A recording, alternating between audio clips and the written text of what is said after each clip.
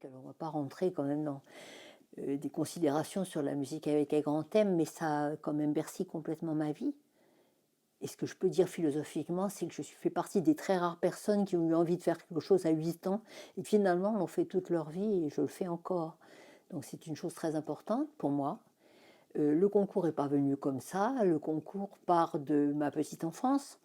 Je l'ai souvent raconté avec ma maman qui était professeure de piano et ça se passait à Géun, qui a été une ville qui a été bombardée plusieurs fois.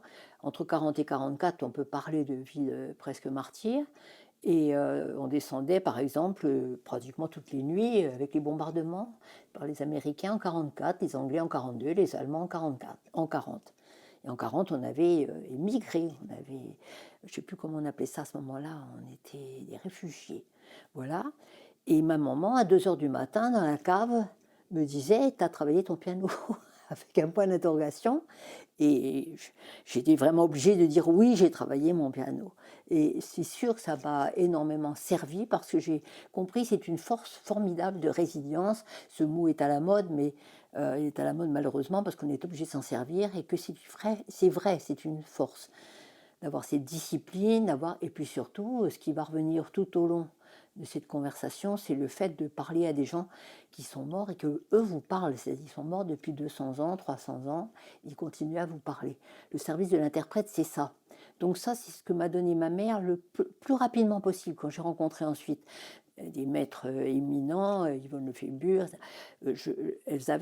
Madame Lefébure travaillait beaucoup sur les compositions, la composition. L'interprétation était faite entièrement en fonction de ce qu'avait demandé en principe le compositeur.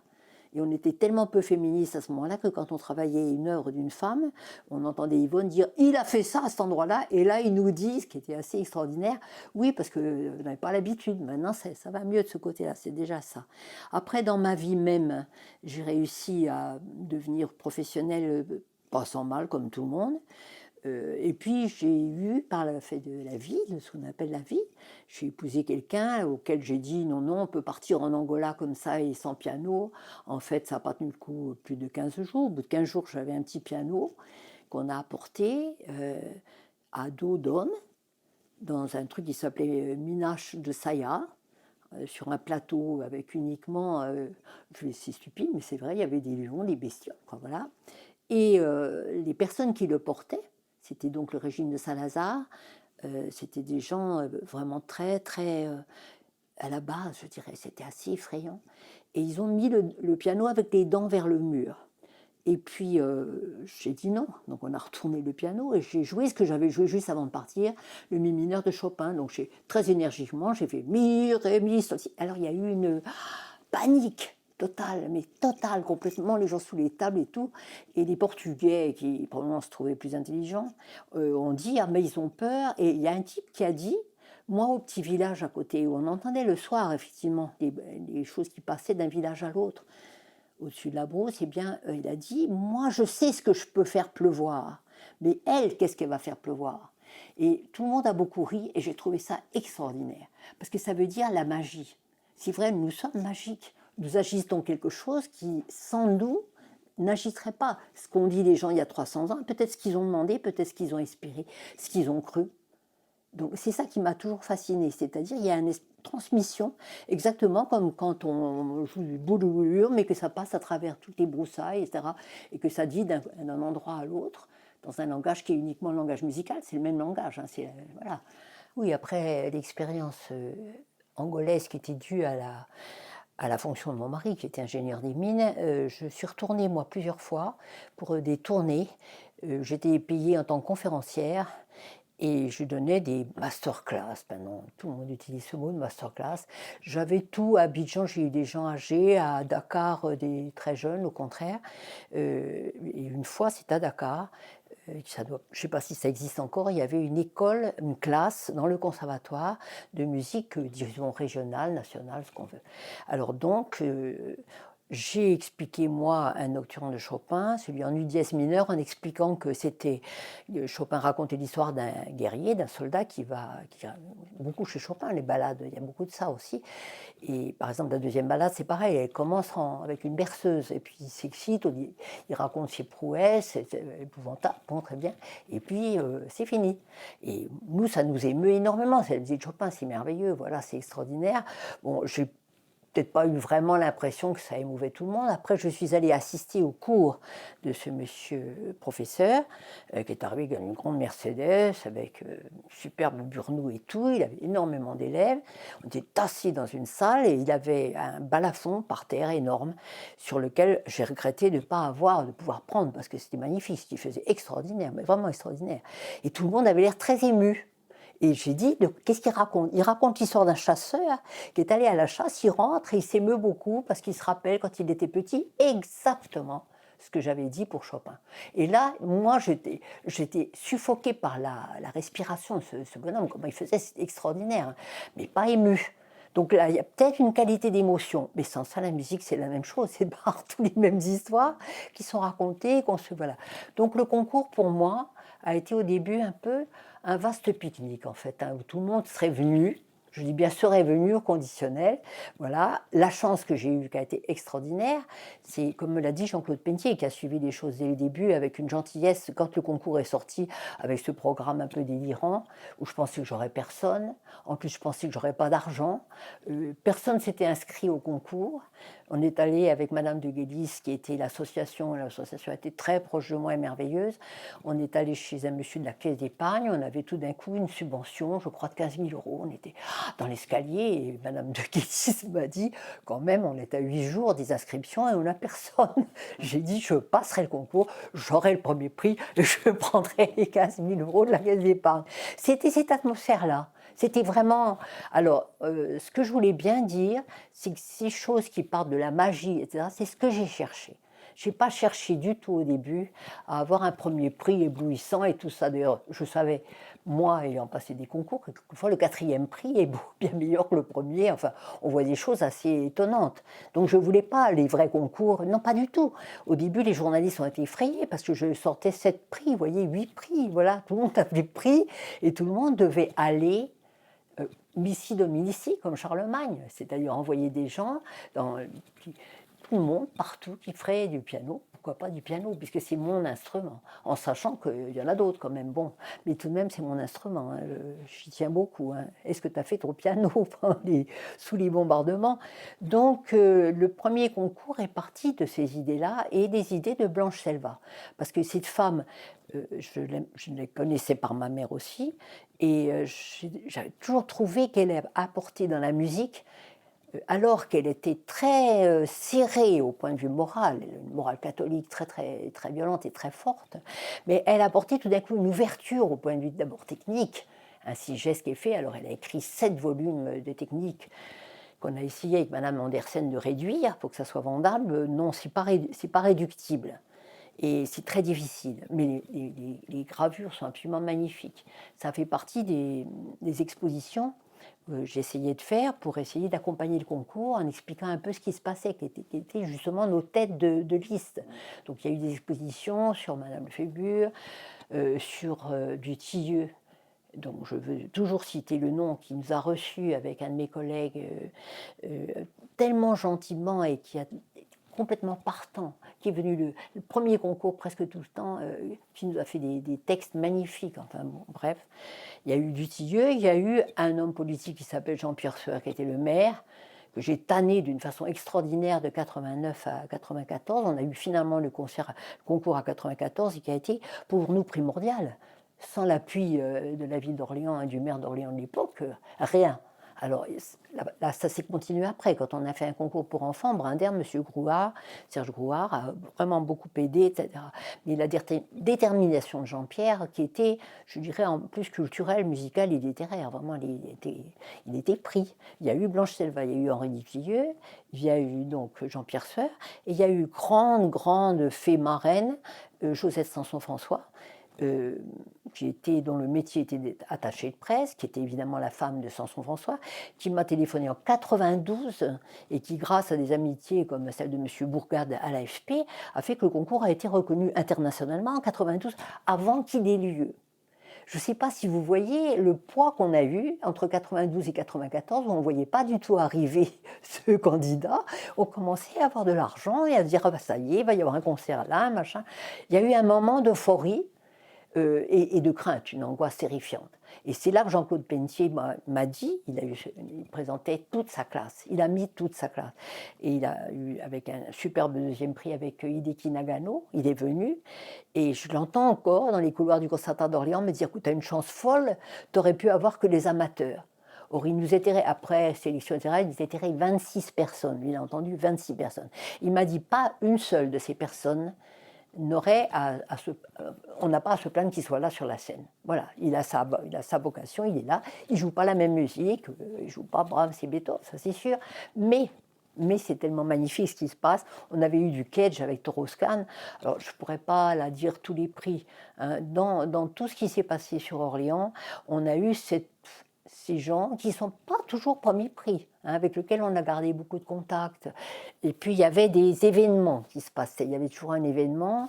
Il y a eu la sonate Concorde, avec un des candidats qui était venu et qui était très fier parce qu'il avait 2 mouvements avec la musique. Et tout d'un coup, il y en a un qui est arrivé, il savait les 4 mouvements par cœur. On avait obligé de chercher en catastrophe, une altisse. Enfin, il se passait des choses. Delphine Bardin, à 9h du matin, la sonate de Bach, magnifique, absolument extraordinaire. Pludermacher, qui a été un très bon président de jury, a dit après, les autres compositeurs, après la sonate de Bach à 9h du matin, ils avaient l'air de jouer au ping-pong. C'était des choses, c'est irremplaçable. Et on calculait peu. On entendait des choses qui étaient quelquefois pas bonnes du tout. Hein. Ça pouvait voilà, on a eu des choses assez extravagantes. On a eu des extravagances. C'était permis. On essayait que tout soit permis. C'était l'époque aussi. Hein. Les choses ont changé. Maintenant, c'est plus tout à fait la même chose de ce côté-là. Je ne sais pas si on pourrait, par exemple, dire oui, le rêve de Lucifer, encore que le rêve de Lucifer, on n'a pas eu les pétards à la fin. Ça, je n'ai pas pu imposer les pétards ni à la salle Cortot, ni à la salle de l'Institut Orléans. C'est dommage quand même. Mais Nino Schwania jouant tout le monde était là, c'était extraordinaire. Winston Choi dans les Night Fantasy de Carter, qui avait été joué avant par quelqu'un qui nous l'avait administré un peu trop fort et très très longtemps. Et quand on a annoncé qu'il allait jouer Night Fantasy, tout le parterre s'est levé, on a fermé les portes pour que les gens restent. C'est pas parce qu'il l'a joué en 25 minutes, c'est parce que c'était tellement éblouissant, tellement intelligent. La vraie chose de ce concours, et ça va rester toujours, c'est que si c'est joué à très haut niveau, de technicité justement, du piano, des choses comme ça, eh bien ça passe très bien. Ça passe très bien. Vous savez, Paulini faisait applaudir à tout rompre les sonates de Boulez. Hein, voilà. Il vient de disparaître et c'est un drame pour le. Voilà, parce que vraiment, il a fait cette chose-là, que les Champs-Élysées, moi j'ai vu, debout, pour voir ça. François-Frédéric Guy est venu à Orléans. Il a joué la Pathétique, je crois, et Sans cesse de Brahms, et 15e de Stockhausen et Chescott. Voilà. Il a en plus annoncé que c'était un peu libre, donc ça pouvait durer 1 heure. J'ai vu aussi un frémissement dans la salle, mais le public orléanais se forme et il est magnifique. Hein. Il suit complètement. Ça a été pareil. Après, au Petit Pot, tout le monde parlait de Stockhausen. Moi, je disais quand même, le Beethoven, ah oui, c'était bien, mais le Stockhausen, attendez, ça, moi, ça m'avait frappé, vous voyez. Le concours a été fait de moments. Un moment au concours de Munich, mais ça j'ai tellement raconté, où c'est vrai que j'en avais assez d'entendre 70 fois la même sonate, donc il y a un moment, on n'en peut plus, où je me suis dit, il faut varier les choses, voilà, c'est pas drôle, les gens s'amusent pas. Il y a 2 choses dans cette chose de concours. Le fait du concours, donc les gens s'amusent quand même, ils jouent là-dessus. Il est meilleur, il est moins bon, ça je préfère. Et c'est un championnat, hein, c'est vraiment les Jeux Olympiques. Bon, mais l'autre chose qui est beaucoup plus passionnante, c'est qu'on entend des musiques qu'on n'entend pas ailleurs, que tout d'un coup, même mal joué, je vais vous dire, ça m'est complètement égal. C'est d'entendre. Et ça, j'ai eu un président, Jacques Lenot, merveilleux pour ça. Il l'a dit dans un interview. Nous n'existons pas s'il n'y a pas d'interprète. Et nous ne sommes que des interprètes. J'en suis totalement consciente. Là où je suis contre les concours, en général, j'en ai passé beaucoup, c'est que justement, on met trop sur 1 ou 2 personnes. 1 ou 2 personnes, ça fait un ou deux cerveaux seulement. Donc, ce n'est pas le répertoire. Moi, c'est le répertoire. C'est pour ça qu'on est venu très vite à ce concours à des problèmes de création, c'est-à-dire on demandait à des compositeurs de nous composer des choses. Bon, ça n'a pas toujours été des réussites, j'essayais que ce soit jamais le même système, finalement j'ai peut-être eu tort, j'aurais peut-être dû dire toujours 8 minutes de composition, mais au moins on a eu des choses tellement différentes les unes des autres, des quatuors par-ci, des trios, même Philippe Hurel, magnifique, avec les percussions de Strasbourg, vous voyez, donc ça vivait, c'est plus vivant que tout le temps un piano, ce qu'il faut garder c'est un peu d'imagination. Alors, ce qui s'est coincé assez vite et que j'avais peut-être pas assez prévu, c'est le fait que c'est devenu un vrai concours avec des vrais prix. Et bon, les gens ils venaient quand même en retroussant les manches en disant je vais avoir le prix, je serai meilleur que les autres. En général, ça tombait. Les gens s'entendaient les uns les autres et il y avait une ouverture. C'est un des rares concours, parce que j'en ai passé beaucoup, où on n'écoute pas la balade de Chopin qu'on a jouée soi-même 2 jours avant, on ne va pas l'écouter par un copain. On se dit oui, il joue beaucoup mieux que moi, c'est pas très agréable, ou il joue moins bien, alors à quoi ça sert? Tandis que là, on va écouter, parce qu'on dit ben ça, j'ai jamais entendu. Ou dans de mauvaises circonstances. Donc le candidat était roi. Le candidat est roi, c'est lui qui joue. Ce n'est pas les membres du jury, ni le public, c'est lui. Donc c'est lui qu'on chouchoutait. Je pense qu'on continue, ça, la tradition vraiment de ce côté-là. À Orléans, je suis persuadée, surtout qu'il y a l'accueil de la ville d'Orléans qui est magnifique. Donc de ce côté-là, dans ma vie personnelle, j'ai passé une dizaine d'années à Toulouse en tant que professeur. Et j'ai eu la chance de travailler avec Michel Plasson. Et là aussi, ça a été une ouverture extraordinaire. Parce que c'était des œuvres qui étaient peu jouées. Et je pense que Michel Plasson avait, sans aucun orgueil ni forfanterie, il avait sous la main une pianiste qui jouait la musique contemporaine, il le savait. Donc ça veut dire rapide, c'était mes qualités, je le sais, je brossais un peu, hein, où j'ai du mal, justement, c'est aller un peu loin. Et je suis féroce avec mes élèves parce que je sais qu'il faut aller plus loin, qu'il ne faut quand même pas rester à faire brime. Mais brime, ça marche très bien. Si vous avez un orchestre et que vous avez une chose à jouer là comme ça, c'était le grand, grand secret de quelqu'un comme Yvonne Loriot. Elle était dans la classe de Messiaen lui disait Yvonne, concerto de Mozart, et quand elle arrivait, elle jouait. Mais il n'y avait pas. Alors donc il a eu quelqu'un comme ça sous la main et je pense que j'ai énormément appris avec cet orchestre qui est magnifique. Ils ont joué en plus mes spécialités, la musique française et musique contemporaine. Mais j'étais pas en soliste. Hein. La seule fois où j'ai demandé d'être soliste, il m'a fait jouer la sonate de Baraki à Chapelle des Carmélites. Bon, c'était pas vraiment ce que j'attendais. Hein. J'aurais aimé jouer Schumann, Chopin, voilà. Ça m'aurait fait plaisir quand même. Les deux choses existent. Même il n'y a pas deux choses, c'est la même. Le jour où tout d'un coup quelqu'un joue la deuxième de Boulez et que les gens sont debout dans la salle, comme faisait Paulini, et ben c'est joué, c'est fait, c'est gagné. On a gagné. C'est vrai qu'on est obligé de le jouer très bien. Donc ça veut dire qu'il y a une excellence quand même au concours qui ne s'est jamais démentie. On a quand même eu des gens, bon, évidemment, Willem Lachoum, que j'adore, bon, mais il y a eu des gens comme Winston Scholl, dont je parlais tout à l'heure. Toroscan a été extraordinaire. Il est venu une première fois et il faisait l'intégrale des sonates de Cage. Il a tout expliqué sur la scène, le pauvre, en long, en large, etc. J'avais mis un jury quand même assez classique. Je m'étais un peu méfiée la première fois, j'ai eu peur. Donc Madame Geneviève Jouan en premier a dit que c'était pas bon du tout. On a eu une altercation un peu, voilà. C'est là que j'ai commencé à trouver que les jurys, il fallait faire attention quand même. Et je lui ai dit, Geneviève, il ne fallait pas venir. Cage existe, donc John Cage, on le joue à Orléans. Voilà, peut-être qu'on ne joue pas. Quand Stockhausen a eu le coup de téléphone de Nino Gevagna qui lui disait « Maître, j'ai eu un deuxième prix avec le rêve de Lucifer », il lui a dit « C'est absolument impossible ». Oui, oui, oui, voilà, vous comprenez. Donc ça a été très amusant, très longtemps. On a eu forcément d'abord des choses du fait qu'on a élargi assez rapidement, d'abord à l'étranger, et puis cette région centre, la région centre, qui était passée sur une idée, c'était la même chose, puisque 5-6 mois avant, l'idée c'était d'aller voir les professeurs dans les conservatoires avec beaucoup de musique, de partir sur un thème, et puis la personne qui vient, qui est un deuxième prix, mais quelquefois il y a un premier prix, et quelquefois rien du tout. On a fait jouer Guy Livingston, spécialiste de musique américaine, on faisait musique américaine, attendez, ça s'imposait. Il est arrivé, il a été brillantissime. Donc on faisait travailler ça aux gens et 6 mois après, notre lauréat venait et puis faisait sa masterclass et un concert sur le même thème. C'était pas une mauvaise, c'était une bonne idée. Et Brin d'Herbe, ce sont les petits. Alors ça s'est beaucoup ouvert. Je crois que ça marche très bien, brin d'herbe. C'est une chose, ça peut être attendrissant. C'est la même chose. On a depuis quelque temps des petits-enfants qui sont drôlement solides, hein. Vraiment, c'est plus tout à fait... Bon, ça se professionnalise. Vous savez, j'ai fait pas mal d'événements comme ça. Là, actuellement, je dirige un petit machin Galaxy, où on fait un petit machin, c'est un fonds de dotation, où on fait des disques, des voyages. Les voyages se sont arrêtés avec le Covid, donc on a beaucoup plus remis sur les enregistrements. On enregistre des choses, un peu la même idée, mais c'est pas moins professionnel. C'est, disons, je demande pas aux gens de jouer Borodine pour avoir un premier prix en jouant Borodine. Je leur demande simplement de jouer Borodine.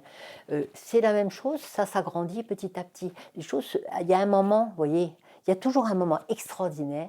Quand j'ai fait ce stage à Saint-Félix, les gens du deuxième stage passaient leur vie à dire à ceux qui étaient nouveaux: «Ah, mais l'année dernière», alors il y en a un qui a dit, le prochain qui dit encore l'année dernière, il met une pièce dans ce... Voilà, on a pu se payer un bon champagne, vous voyez, parce que c'est vrai, tout le monde dit: «Ah, l'année dernière». Oui, la première année d'un événement comme ça, d'abord on improvise. Donc tout le monde s'y était mis. Donc on retrouvera peut-être pas ça, on va retrouver ça pour autre chose, quelque chose. De toute façon, il y a la bonne volonté des pianistes et des musiciens. La bonne volonté des pianistes, elle est vraiment énorme. Vraiment, j'y crois complètement. J'ai vu avec mes élèves, il y a beaucoup de gens qui aiment vraiment la musique. Alors quelquefois, la musique les aime pas, hein, donc on a beaucoup de mal, tout le monde se retrouve ses manches, voilà, c'est tout. Bon, on fait pas le concours, mais on peut faire brin d'herbe, on peut faire Galaxy, vous voyez, mais on fait de la musique, et tout le monde fait de la musique.